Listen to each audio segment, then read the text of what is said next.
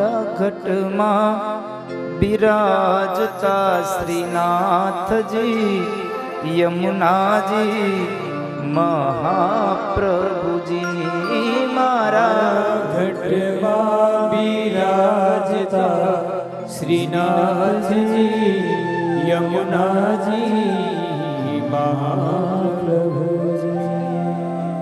બોલો બાલકૃષ્ણ ભગવાન કી।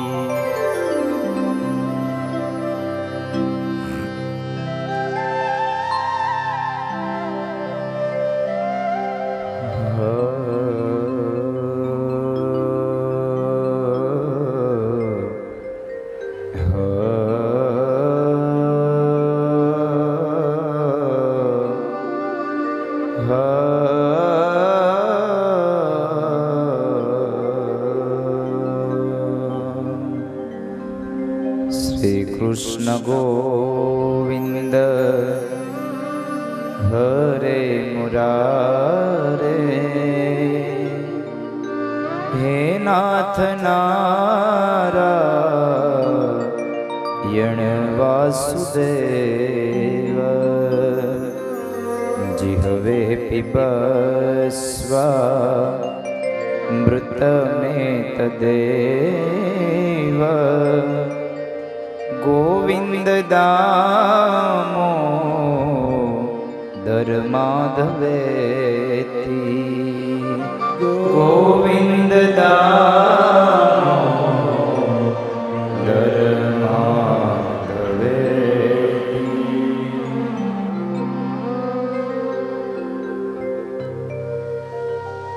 આજ આનંદ આજ ઉછરંગ આજ નૈનુમાં ને સખી અમારા આંગણે આજે કંચન વર્ષો મેં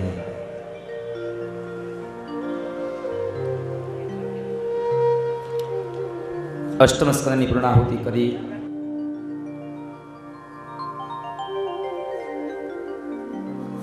અને નવમ સ્કંદમાં પ્રવેશ કરાવ્યો। નવમ સ્કંદની અંદર મનુ મહારાજના એક દીકરાનું નામ છે નાભાગ, પિતૃભક્ત છે, પોતાના પિતાશ્રીની સેવા કરે છે। એમને ત્યાં જે દીકરો થયો એ રાજા અમરીશ, અને એ રાજા અમરીશ એટલે જેણે ભગવાનનું એકાદશીનું વ્રત કર્યું। એકાદશીના વ્રત કરીને એટલી ભગવાનની ધન્યતા પ્રાપ્ત કરી કે ભગવાને એટલી પ્રસન્ન થયા કે ભગવાને એ અમરીશ રાજાને એના રક્ષણ માટે પોતાનું સુદર્શન ચક્ર ભગવાને એમને આપી દીધું કે લઈ રાજા, આ તારા રક્ષણ માટે મારું સુદર્શન તને આપું છું।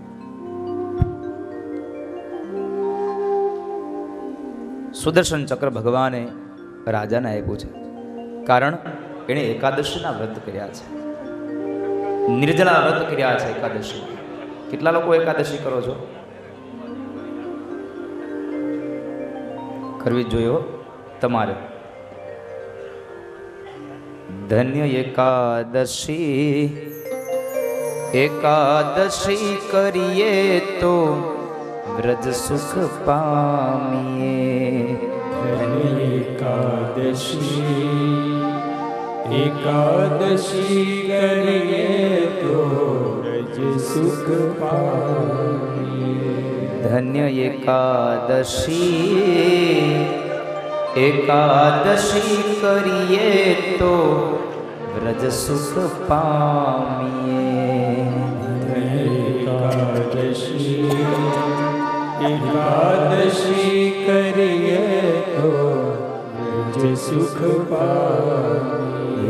મારે એકાદશીના વ્રત કરવા છે, એકાદશીના વ્રત કરવા છે, મારે એકાદશીના વ્રત કરવા છે, મારે એકાદશીના વ્રત કરવા છે, મારે વૈકુંઠ ધામે જાવું છે, મારે વૈકુંઠ ધામે જાવું છે, મારે વૈકુંઠ ધામે જાવું છે.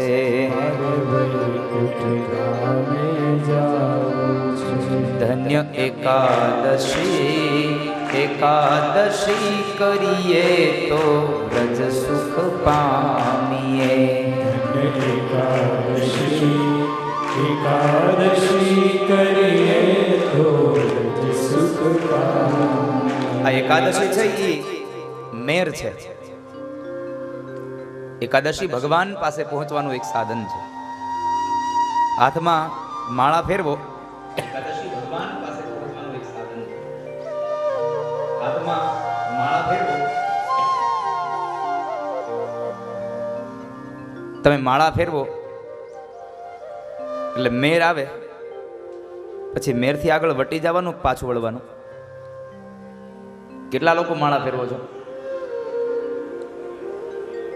હટ પારો જટ પારો તારા પછી મારો વારો.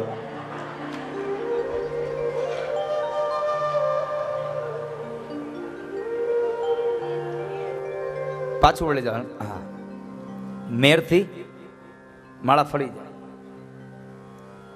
અહીંયા પહોંચી જાવ ને એટલે પાછી આમ માળા ફરી જાય. અહીંયા આવ્યા એટલે વળી પાછી આમ ફરી જાય.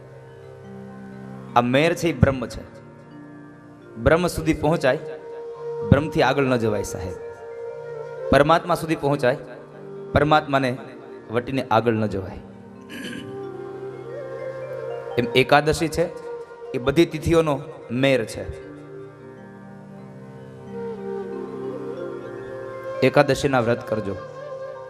કેટલા લોકો ફરાળવાળી એકાદશી કરો છો?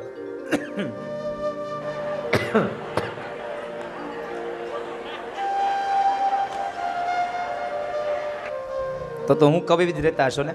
સાંભળો. મારે એકાદશીના વ્રત કરવા છે. મારે એકાદશીના વ્રત કરવા છે. મારે હુંડો ફરાળ ખાવું છે. મારે હુંડલો ફરાળ ખાવું છે. હા, પણ ઉઠી ત્યાંથી ચાલુ કરે મારે આજ તો એકાદશી છે, આજ એકાદશી છે. આગલે દી નક્કી કર્યું હોય કાલે એકાદશી છે એટલે કાલે એકાદશી એટલે આગલે દી ઘરમાં બટેટાન, મોરૈયોન, સાબુદાણાન, કેળાન, ગળ્યો મોળો તીખો બધો ચેવડોન, પેંડાન બધું આવી જાય. સવારે ઉઠે ત્યાંથી ચાલુ કરે. આજ તો મારે વ્રત છે એકાદશી. સવાર પડ્યું ને ખાધા શિંગદાણા. સવાર પડ્યું ને ખાધા શિંગદાણા.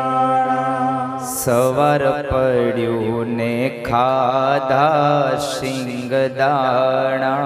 સવાર પડ્યું ને ખાધા શિંગદાણા.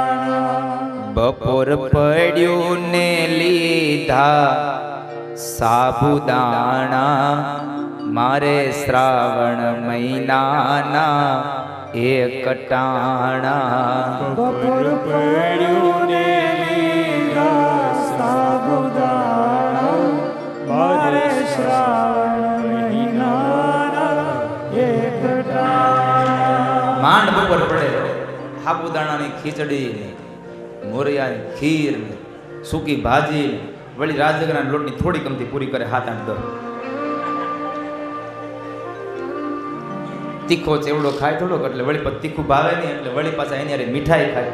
પછી બધું ગળ્યું ગળ્યું ન ભાવે એટલે તળેલા મરચાઈ જોઈએ. આ બધું ખાધા પછી થાય હવે અપચો થાય એટલે છેલ્લે છાશ એક ગ્લાસ જોઈ પાછી આ બધું પી લે. પછી હવે આજ થોડુંક ફરાળ વરાળ થઈ ગયું એટલે સૂઈ જાય.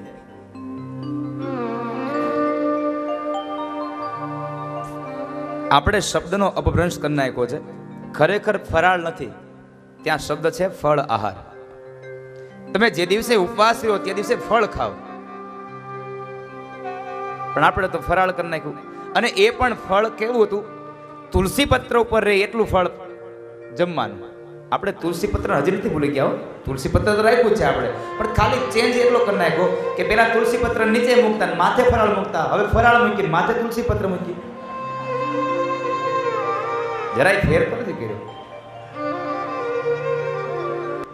બપોરે ભોજન કરીને હોઈ જાય, ઉઠે ત્યાં વળી પાછું યાદ આવે લે આ તમારી એકાદશી કા રોંઢો થયો ને ચાકો ફીના ભાણા એ રોંઢો થયો ને ચાકો ફીના ભાણા રોંઢો પડ્યો ને ચાકો ફીરે પીધા રોંઢો થયો ને ચાકો ફીધા હજી રોંઢો થાય ચા કોફી પી લે માંડ હજી કોક આવે ને એકાદ બે વાતો કરી લે ત્યાં થાન પડે લે થાન પડી ગઈ આજ તો મારી પાસે એકાદશ કઈ રસોઈ નથી કરવાની તો સાંજ પડીને લીધા તલદાણા મારે શ્રાવણ મહિનાના એક ટાણા સાંજ પડીને લીધા તલદાણા મારે શ્રાવણ મહિનાના એક ટાણા એ મારે શ્રાવણ મહિનાના એક ટાણા હે મારે મારે શ્રાવણ મહિનાના એક ટાણા એવા એક ટાણા કરે આને કોઈ દી ઉપાધિ રહી ખરી સાહેબ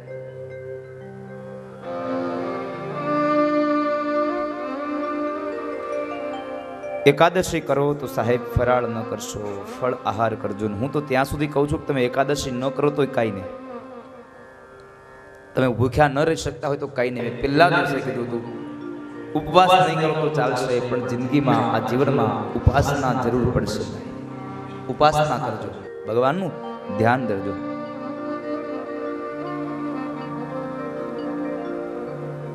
જો કે આમ તો વલ્લભાચાર્ય મહારાજ મહાપ્રભુજી જો જમી લીધું તું એકાદશીના દિવસે તો આપણે શું વાંધો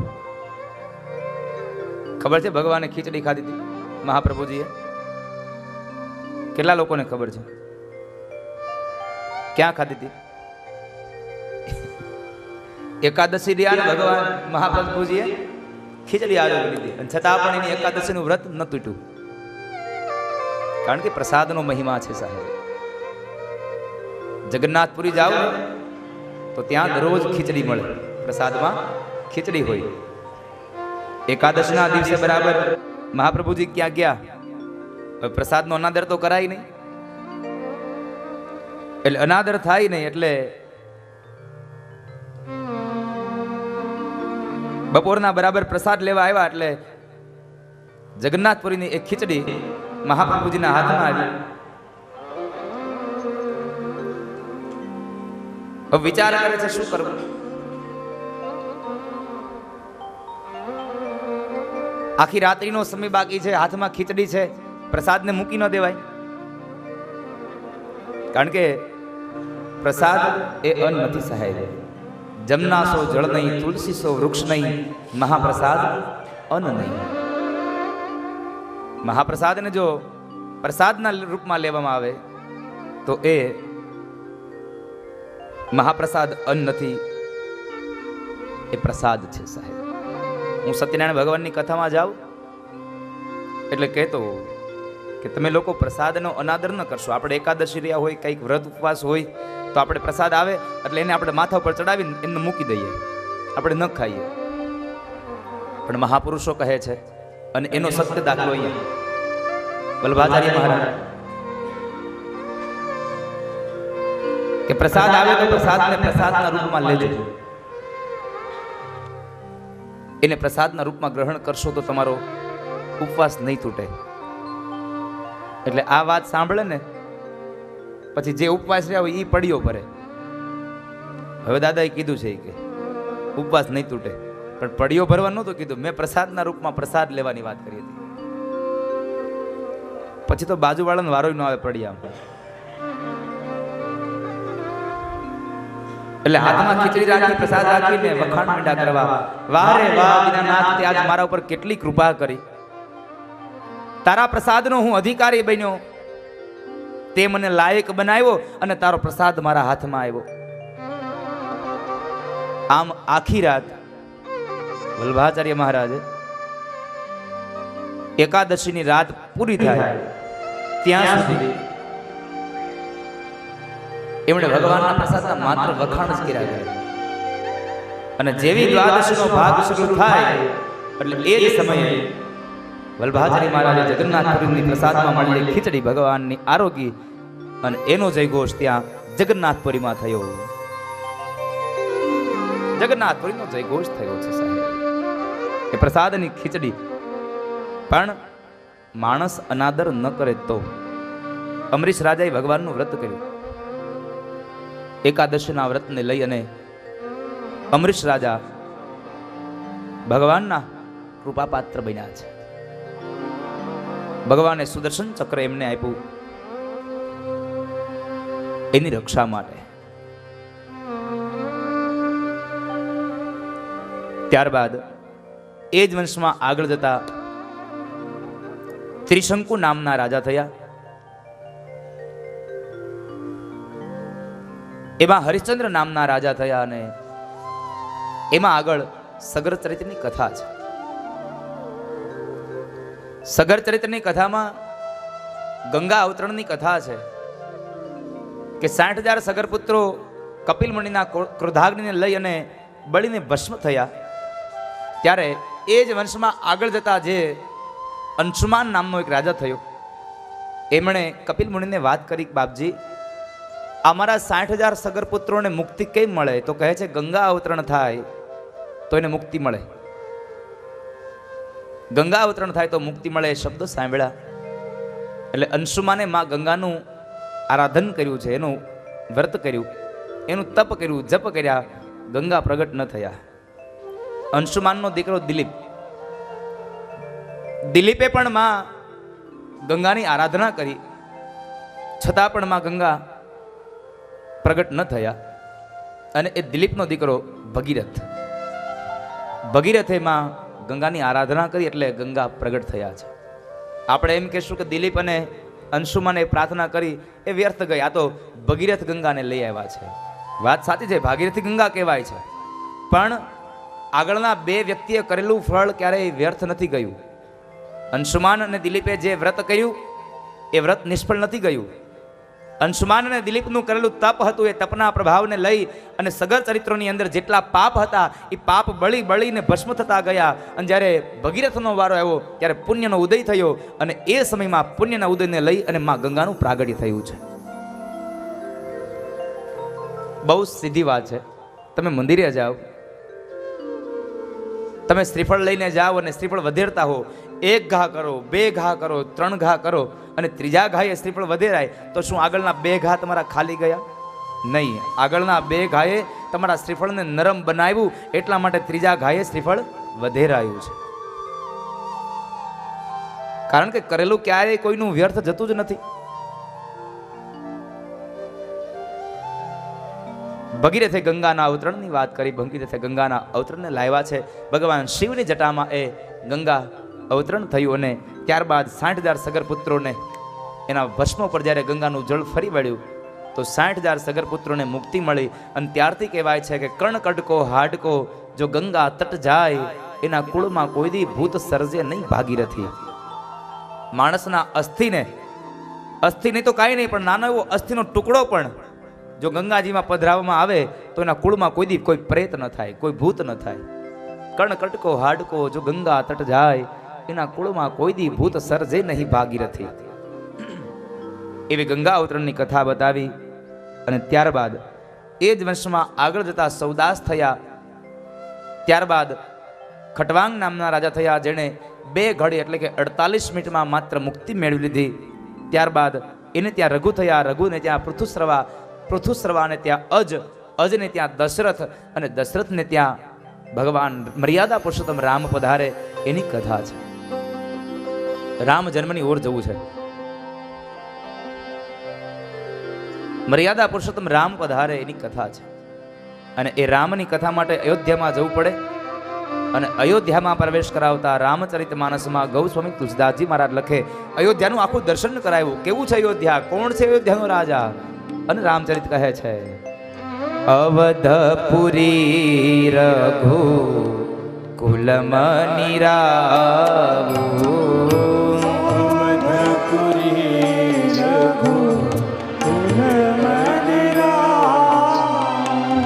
વેદ વિદિત તેહી દશરથ નાવું, વેદ વિદિત તેહી ધર્મ ધુરંધર ગુણનિધિ જ્ઞાની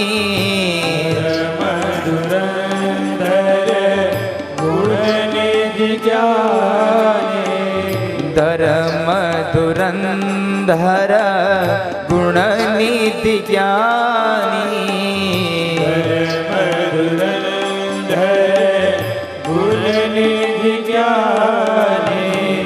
હૃદય ભગતિ મતી સારંગ પાની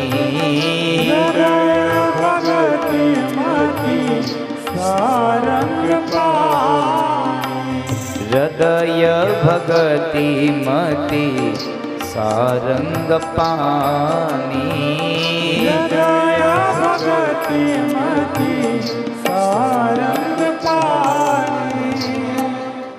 અવધપુરી રઘુકુલ મની રાવ વેદ વિદિત તહી દશરથ નાવ. અયોધ્યાના રાજા દશરથ છે, જેની મતિમાં સારંગ પાણી ભર્યું છે, બુદ્ધિ છે, જ્ઞાન છે, વૈરાગ્ય છે, વિવેક છે, મર્યાદા છે, બધું જેની બુદ્ધિમાં ભર્યું છે.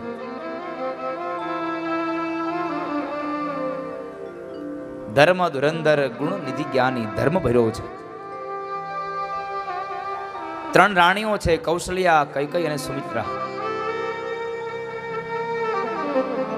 કૌશલ્યા છે ધર્મપત્ની છે, જ્યારે કૈકેયી અને સુમિત્રા છે ભોગ પત્ની છે. ધીમે ધીમે સમય પસાર થવા લાગ્યો. એક વખતના સમયે રાજા દશરથ પોતાની રાજ ગાદી પર બેઠા છે. વૃદ્ધાવસ્થાનો સમય આવે છે અને એ વખતે મહારાજ દશરથને થોડી ચિંતા થઈ કે જે ગાદી ઉપર બેઠો છું, શું મારી આ ગાદીનો વારસદાર નહીં આવે? મારા ગયા પછી અયોધ્યાનું રાજ્ય બસ અહીંયા જ ઉભું રહી જશે? મારા ગયા પછી આ રાજગાદીનો કોઈ ચલાવનારો નહીં આવે મારા વંશમાં? હું કોને કહું આ વાત? ખૂબ દુઃખી થયા છે મહારાજ દશરથ અને કહે છે લાવ ગુરુદેવને કહું.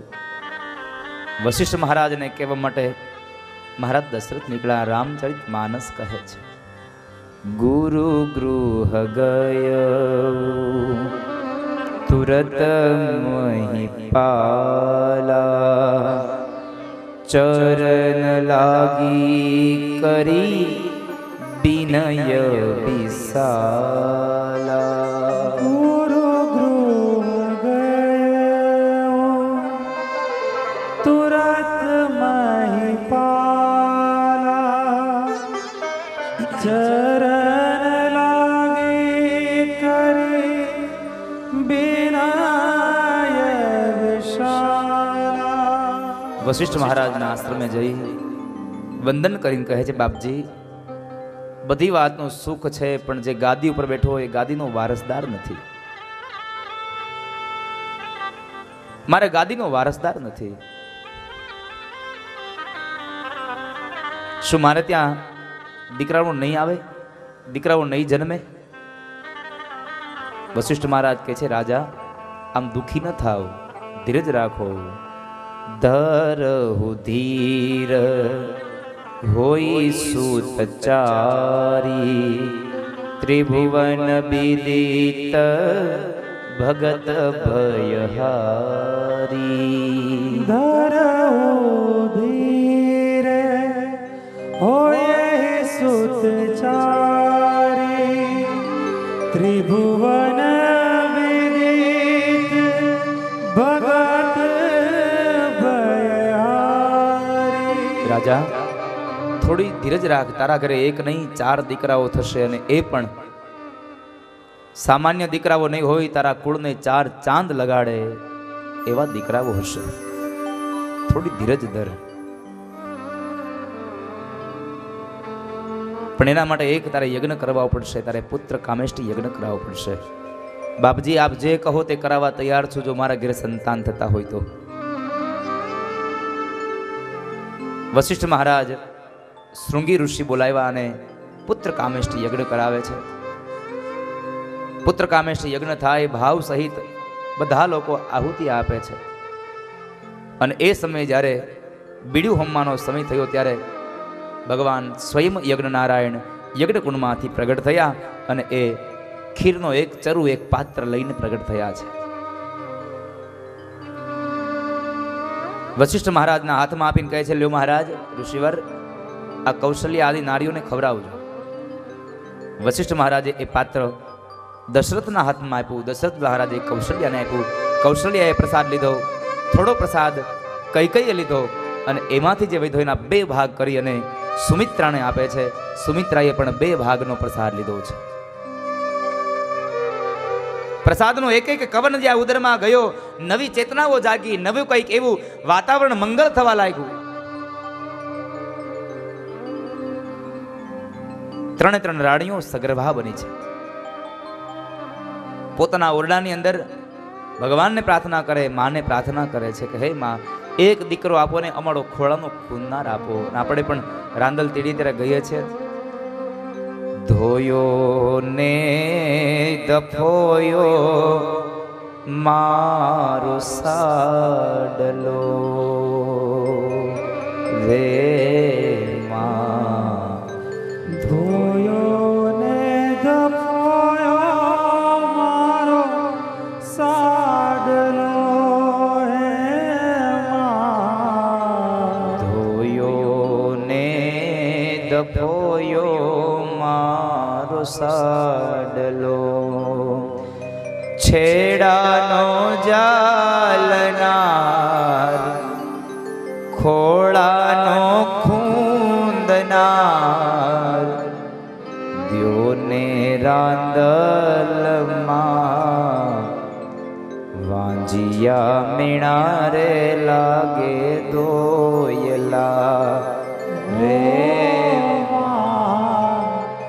વાંજિયા મેળા તે લાગે દોયલા.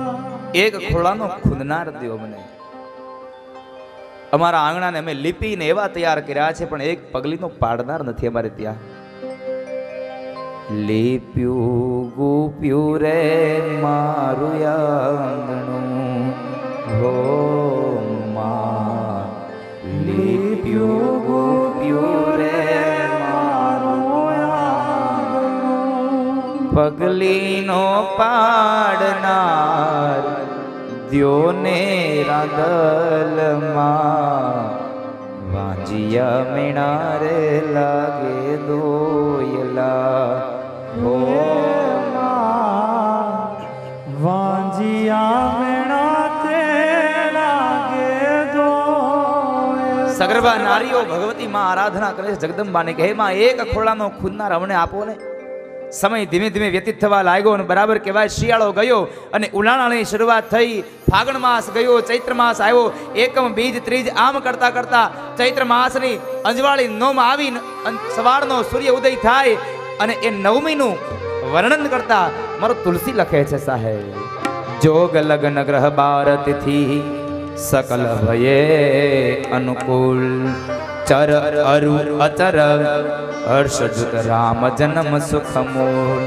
રામનો જન્મ થવાનો છે. આકાશમાં તમામ નક્ષત્રો, તમામ ગ્રહો એવી જગ્યાએ આવીને બેહી ગયા. ભગવાનનું પ્રિય નક્ષત્ર એવું અભિજીત નક્ષત્ર છે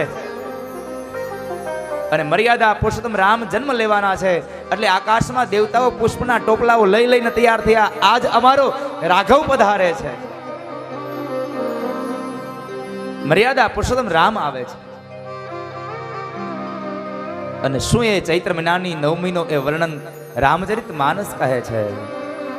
નવમી તિથિ મધુમાસ પુનીતા, નવમી તિથિ મધુમાસ પુનીતા, શુકલ પક્ષય ભૈજીત હરિપ્રીતા, શુકલ પક્ષય